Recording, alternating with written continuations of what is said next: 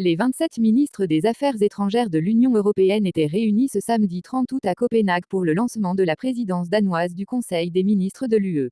Ils ont longuement évoqué l'Ukraine, mais aussi le conflit au Proche-Orient, sans toutefois réussir à progresser vers plus d'unité sur ce dossier, à commencer par décider de sanctions contre Israël pour le massacre de la population civile de Gaza. La décision américaine de priver de visa des représentants palestiniens pour l'Assemblée générale de l'ONU est finalement le seul point sur lequel les 27 ont véritablement réussi à se mettre d'accord, explique notre correspondant à Bruxelles, Pierre Benazet.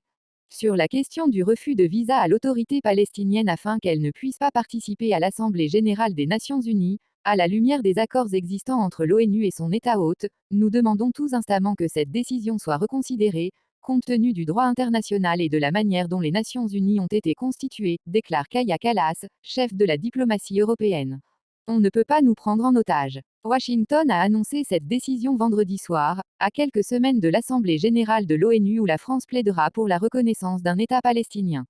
Le département d'État américain a indiqué, révoqué et refusé l'octroi de visa pour les membres de l'Organisation de libération de la Palestine et de l'Autorité palestinienne, dont le président de cette dernière, Mahmoud Abbas, à l'approche de cette réunion internationale. Et le ministre luxembourgeois des Affaires étrangères, Xavier Bettel, enfonce le clou puisqu'il préconise la même stratégie de contournement diplomatique que lors d'un refus identique à l'époque de Ronald Reagan. Ce n'est pas normal, on doit pouvoir discuter ensemble. On ne peut pas tout simplement dire qu'on exclut la Palestine du dialogue.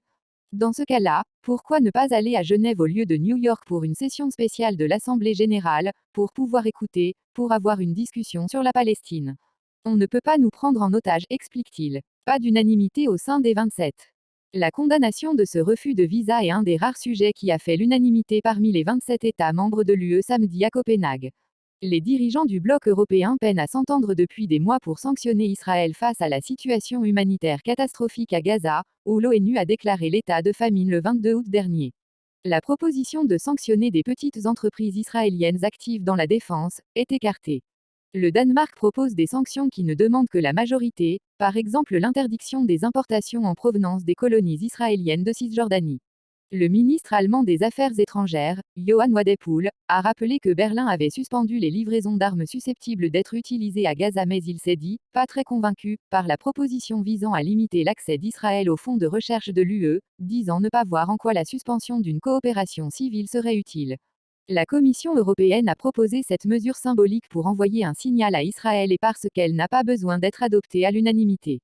Le soutien de 15 pays représentant 65% de la population de l'UE suffirait.